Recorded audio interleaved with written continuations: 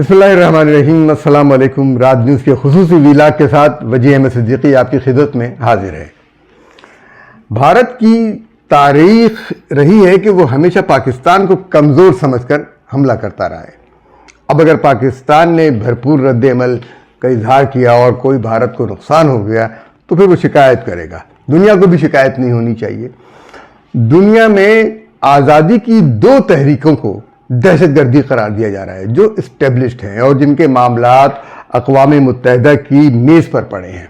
पहला है मसला कश्मीर और मसला फ़लस्तीन। दूसरा मसला फ़लस्तीन और मसला कश्मीर दोनों कम से कम एक जैसे अरसे के हैं, यानी 1948 में मसला फ़लस्तीन और 1947 में मसला कश्मीर।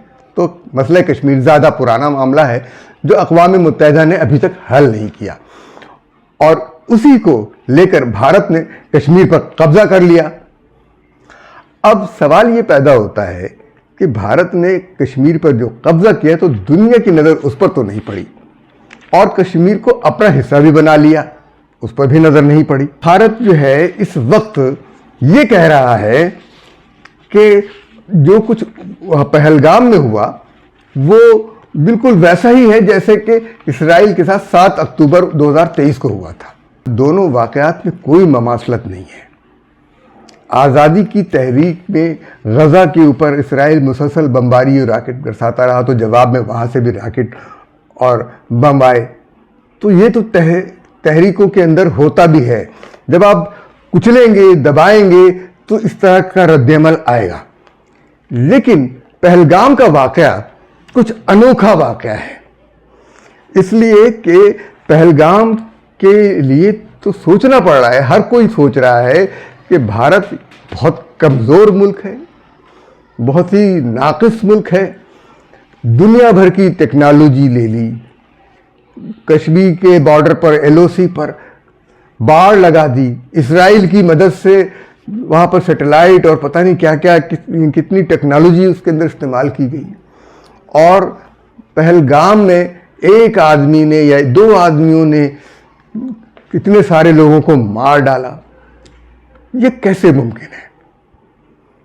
5 लाख भारतीय फौज, 2-2.5 लाख पैरामिलिट्री फोर्सेस, इतनी बड़ी तादाद में कश्मीर की पुलिस और रिजर्व पुलिस, यानी तकरीबन तादाद मिल मिलाकर पाकिस्तान के वज़ीर दिफा के मुताबिक ये 9 लाख बनती है।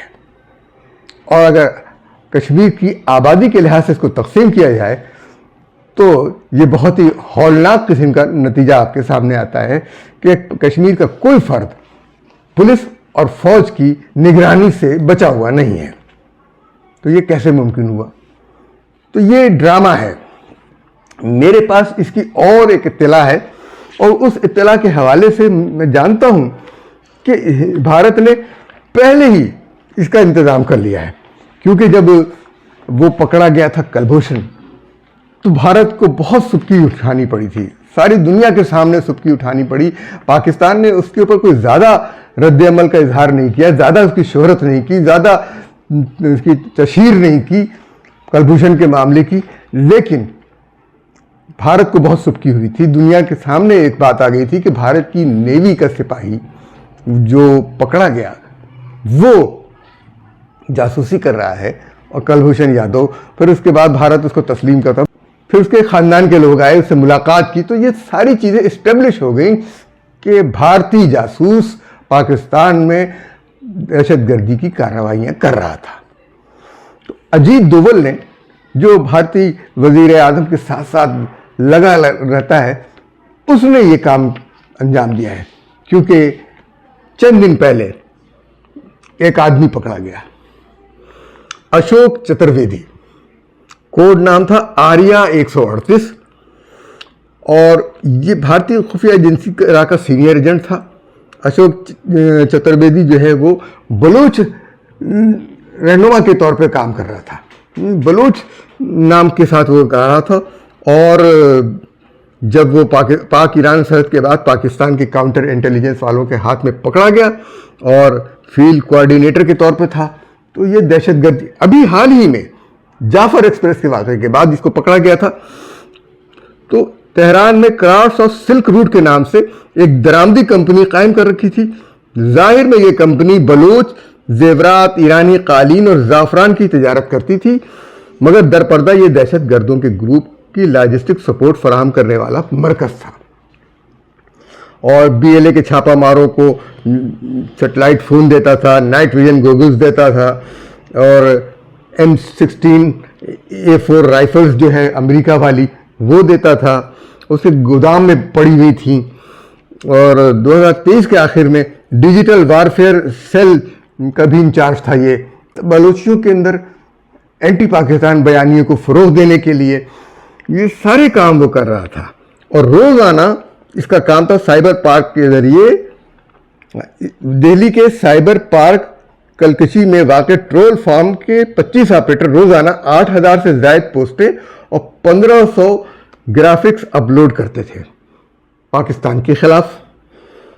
تو یہ ساری چیزیں دہلی یونیورسٹی میں ہوتی تھیں اور ان کے لوگ، یونیورسٹی کے لوگ اس میں انوالو تھے. اس دوران اشوک نے BYC بلوچ یکجہتی کمیٹی کے کچھ ناراض ارکان تک رسائی حاصل کی. انہیں خفیہ گیٹ وے فنڈ سے چھوٹے کرپٹو بارڈز بھیجے جن کا تبادلہ بازار کے ذریعے ہوتا. شرط صرف اتنی تھی کہ لانگ مارچ دھرنے یا ہیش ٹیگ ٹرینڈ میں فری بلوچستان کے ساتھ پاکستان آرمی آؤٹ بھی لکھا جائے. 21 فروری 2025 کو رات 2 بجے پاک ایران سرحد کے قریب ایک بند پیک ٹرک کے کچے راستے پر بریک لگی. سرحدی پوسٹ چاہ بہار پنجگور ٹریل پر پاکستانی کاؤنٹر انٹیلیجنس نے خفیہ اطلاع کی اور تھرمل آن کر رکھے تھے. ٹریک سے اترنے والے 3 افراد جو درمیانے قد کا سیاہ چشمہ زیتونی جیکٹ پہنے تھا، ریڈ 9 کا طے شدہ اشارہ ملتے ہی چاروں طرف سے گھیر لیا گیا. دستگیر خان، جسے مقامی بروکر سمجھا جاتا تھا، نے پکڑے جانے پر کہا صاحب یہ تو مترجم ہے، مگر ریٹینا ID اسکینر نے پلک جھپکتے ہی جھوٹ ننگا کر دیا اور فوٹو میجک سے ظاہر ہوا کہ اشوک چترویدی سن of Mohan Lal Chaturvedi, date of birth 11/7/1974. بین الاقوامی وارنٹ تو نہ تھا مگر انٹرپول کی آپس گرے لسٹ میں اس شناخت کے روابط متعدد سائبر حملوں سے جڑے ہوئے تھے. یہ شخص پکڑا گیا اور اس کے ساتھ بہت ساری اور چیزیں پکڑی گئیں. اور معلوم یہ ہوتا ہے کہ اس کے علاوہ بھی پاکستان کی انٹیلیجنس نے اس کے علاوہ بھی پاکستان کی انٹیلیجنس نے جعفر ایکسپریس کے حوالے سے کئی چیزیں پکڑ لی تھیں. اب سوال ہے کہ جعفر ایکسپریس کے حوالے سے جب چیزیں پکڑی گئیں تو بھارت کو معلوم ہوا کہ یہ اگر یہ پتہ چل جائے دنیا کو کہ مسافر ٹرین کے اوپر حملہ کیا ہے بھارت نے اور اس طرح کی دہشت گردی کی ہے تو دنیا میں اس کا مقام کیا رہ جائے گا. پھر وہ پاکستان کو بلوچستان کے وسائل استعمال کرنے سے روکنا چاہتا تھا. بلوچستان پاکستان کا ایک آئینی اور قانونی حصہ ہے، جبکہ کشمیر بھارت کا غیر آئینی حصہ ہے، کیونکہ کشمیر کے عوام نے کسی طرح کا اس کے ساتھ الحاق نہیں کیا ہے اور یہ معاملہ ابھی طے ہونا ہے. دنیا کو یہ سوچ لینا چاہیے اس سے پہلے کہ بھارت 10 طرح کے ڈرامے کرے. وہ پہلے بھی اپنے لوگوں کو مروانے کا ڈرامہ کر چکا ہے. ممبئی ڈرامہ بھی اسی کا تھا جس کو بہت سارے پاکستانی سیاستدانوں نے بھی سپورٹ کیا، لیکن یہ 100% 100% ممبئی ڈرامہ ہندوستان کا اپنا رچایا ہوا تھا. تو اس لحاظ سے ہم یہ کہہ رہے ہیں کہ نریندر مودی اپنے ملک میں مسلمانوں کے خلاف قوانین بنا کر، مساجد کو ڈھا کر، کشمیر میں ظلم و ستم کا بازار گرم کر کے، مسلمانوں کے خون سے ہولی کھیل کر سعودی عرب پہنچے اور سعودی حکمرانوں سے تیل اور سرمایہ کاری کی بھیک مانگ رہے تھے، کشمیر میں وہ بھی. لیکن جب کشمیر کے اندر خود ہی انہوں نے یہ ڈرامہ رچایا تو یہ معاملہ الٹا بھی پڑ سکتا ہے. لیکن سوال یہ پیدا ہوتا ہے کہ جب اپنے اوپر حملے کو وہ 7 اکتوبر کے حملے سے مطابق کر رہے ہیں، یعنی وہ اور اسرائیل ایک جیسے ہیں، تو مسلم دنیا کو سوچنا چاہیے کہ اسرائیل اور بھارت ایک جیسے ہیں. ایران کو سوچنا چاہیے کہ اسرائیل اور بھارت ایک جیسے ہیں. تو اب ان کی حمایت اس وقت ہم نے دیکھا نہیں ہے کہ ایران کی طرف سے کوئی مذمت یا کوئی اور بات آئی ہو، لیکن ایران کو سوچنا پڑے گا کہ بھارت جو ہے اسرائیل والا ڈرامہ کر رہا ہے اور اسرائیل کی مدد سے گیا تھا، اور پھر وہ سعودی عرب دوڑا گیا تھا، اور گویا یہ کہ عجیب و غریب صورتحال. نریندر مودی اب بوکھلایا ہوا ہے. ایک طرف امریکی نائب صدر آیا ہوا تھا، اس کے سامنے یہ ڈرامہ ہوا. امریکی نائب صدر وہ بھی پریشان ہے کیونکہ ٹرمپ صاحب نے جو ٹیرف کے بازار گرم کیا ہوا ہے، ٹیرف کے حوالے سے جو دنیا میں ایک اقتصادیات کو نقصان پہنچایا ہوا ہے، چائنا اور دوسرے معاملات جو ہیں وہ خراب ہوتے جا رہے ہیں، دنیا بھر کے بازاروں میں معاملات خراب ہو رہے ہیں. تو وہ کس طریقے سے اس کو طے کریں گے؟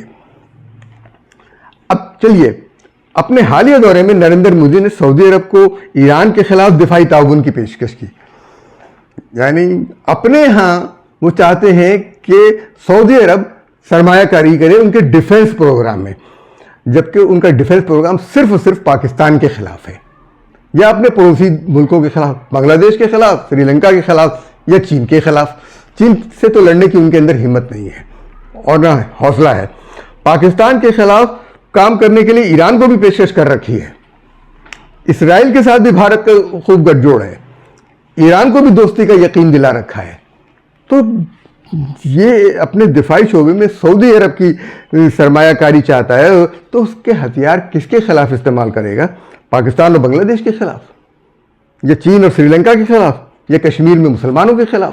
200 ارب ڈالر کے ہتھیار ہندوستان نے خرید رکھے ہیں، اب وہ ان کو استعمال کرنے کے لیے بے چین ہو رہا ہے. سعودی عرب میں سرمایہ کاری کے لیے وہاں پر 40 فرموں کے ہیڈ کوارٹرز قائم کر دیے ہیں. ان 40 فرموں میں یقیناً صرف اور صرف را کے ایجنٹس ہوں گے جو پاکستانیوں اور بنگلہ دیشیوں کی جاسوسی کریں گے. اور سعودی عرب کو یہ سوچنا ہوگا کہ اتنی بڑی جاسوسی نیٹ ورک کو وہ کس طرح سے برداشت کریں گے.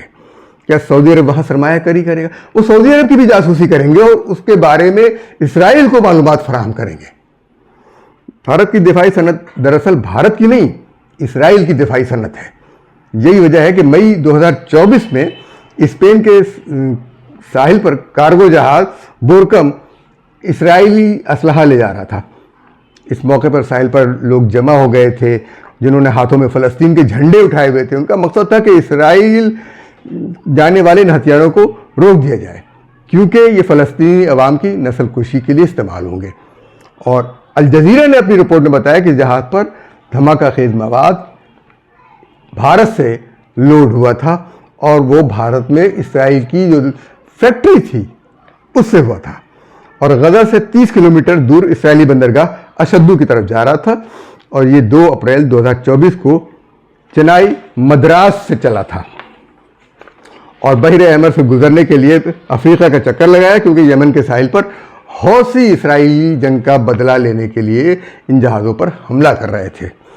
بورکم میں بھارت کے تیار کیے ہوئے 20 ٹن راکٹ انجن، 12.5 ٹن دھماکہ خیز مواد چارجر والے راکٹ تھے، 1500 کلو گرام دھماکہ خیز مواد، 3.3 پاؤنڈ کے 740 گرام چارجر اور توپوں کے کئی پروپلنٹ تھے. یعنی ہر قسم کے ہتھیار موجود تھے. تمام ملازمین کو بھارت میں منع کر دیا تھا کہ کسی حالت میں اسرائیل کا نام لینے، کیونکہ وہ فیکٹری ہی اسرائیل کی ہے جو لگائی گئی چنائی میں ہے. اس بھارت میں قائم فیکٹری جو ہے یہ 1993 میں بنائی گئی تھی. بھارت میں یہ فیکٹری قائم کی گئی تھی اور یہ اسرائیل کے قیام سے پہلے یہ جو کمپنی جو تھی اسرائیلی ملٹری انڈسٹریز، یہ اسرائیل کے قیام سے پہلے ہی 1933 میں بنا دی گئی تھی. اس کے علاوہ بھارت نے اسرائیل کو 900 ہربس ڈرون بھی دیے تھے. یہ ڈرون بمبارڈ ڈرون میں بھارت میں تبدیل کیے گئے. کارگل کی جنگ کے دوران اسرائیل نے بھارت کی حمایت کی تھی، اسلحہ دیا تھا. اس حوالے سے بھارت میں اسرائیل کے سابق سفیر ڈینیل کارلون نے بھی بیان دیا تھا. یہ الگ بات ہے کہ سیاسی طور پر بھارت یروشلم کو اسرائیل کا دارالحکومت تسلیم نہیں کرتا. یہ محض ایک سفارتی مذاق ہے جو بھارت نے رچا رکھا ہے، ورنہ 58% بھارتی اس جنگ میں اسرائیل کے ساتھ ہیں جو غزہ میں اور اسرائیل کے درمیان ہو رہی ہے. ان کی ہمدردیاں فلسطینیوں کے بجائے اسرائیل کے ساتھ ہیں۔ یہ بھارت کی منافقت ہے کہ وہ ایک طرف اسرائیل کے ساتھ دوستی کے رشتے جتاتا ہے تو دوسری جانب عربوں کو بھی یہ یقین دلاتا ہے کہ وہ فلسطینیوں کے ساتھ ہے، لیکن جب وقت آتا ہے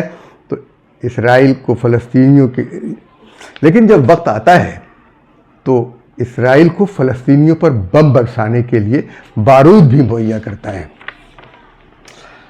یہ سارا کچھ اس وقت جو کچھ وہ ڈرامہ رچا رہا ہے اور پاکستان کے ساتھ پانی کا راستہ بند کر دینا چاہتا ہے، یہ سارا اصل مقصد وہی ہے کہ تمام دریاؤں پر وہ قبضہ کرنا چاہ رہا ہے اور ان دریاؤں کو اپنے لیے استعمال کرنا چاہ رہا ہے۔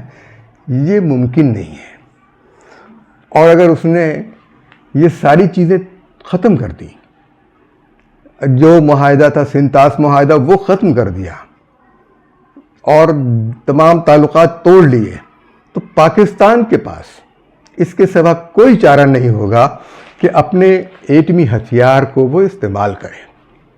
اور پاکستان کے پاس ایسے ایٹمی ہتھیار ہیں سافٹ قسم کے جو کم نقصان پہنچائے ہوئے، یعنی ان کی ریڈیشن زیادہ علاقوں میں نہیں جائے گی، لیکن بھارت کے جو ان تمام ڈیمز کو تباہ کر سکتا ہے جو ان دریاؤں پر بنے ہیں جو متنازع ہیں، جن کے اوپر سندھ تاس یا معاہدے میں بات تھی یا انڈس واٹر ٹریٹی میں بات ہوئی تھی، تو وہ تمام کر سکتا ہے۔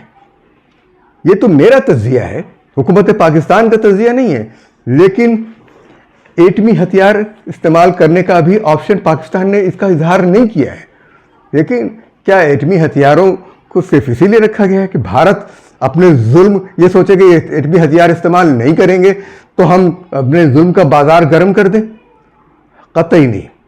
اگر آپ ہمیں دیوار سے لگائیں گے تو ایٹمی ہتھیار استعمال ہوں گے، اور یقیناً ہوں گے، کیونکہ بھارت کشمیر میں 2008 سے اسرائیل کے ذریعے میزائل ڈیفنس کا پروگرام رکھے ہوئے ہے، اور بالکل وہ ایک ناکام اسرائیل میں میزائل ڈیفنس پروگرام ہے، لیکن اس کے باوجود یہ اسرائیل کے ساتھ $2.9 ارب کے اسلحے، فوجی hardwares, missile defence, cyber technology کا کاروبار کر رہا ہے۔ تو کمپنیاں موجود ہیں اسرائیل کی، اور وہ ان کو مشورہ دے رہے ہیں۔ اب دیکھ لیں، اسرائیل خود تو ڈوب ہی رہا ہے، ان کو بھی لے کے ڈوبے گا۔ کشمیر کے اندر جو کچھ وہ مسلمانوں کے ساتھ ہندوستان میں کرتا رہا ہے، اس کو سوچ کر سمجھ کر انہیں واضح ہو جاتا ہے کہ ہندوستان پاکستان کے خلاف نفرت پیدا کر کے اپنی سیاست کو چمکاتا ہے، لیکن اپنے عوام کو اس نے ایک مصیبت میں ڈال دیا ہے، ایک خوف کے عالم میں مبتلا کر دیا ہے۔